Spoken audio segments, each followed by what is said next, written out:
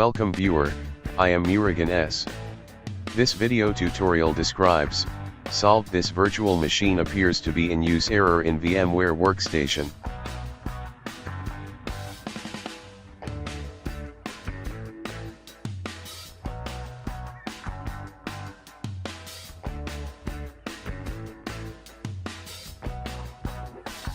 Click File Explorer.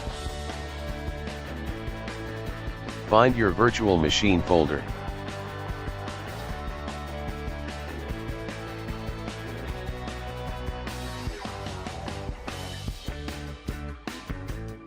Delete all .lck folder and files.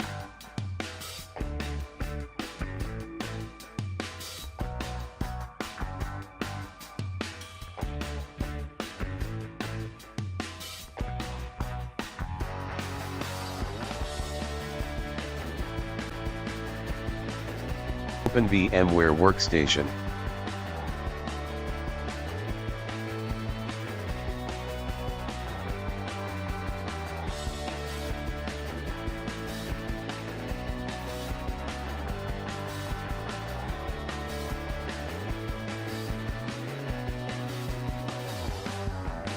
I hope this video tutorial helps to you.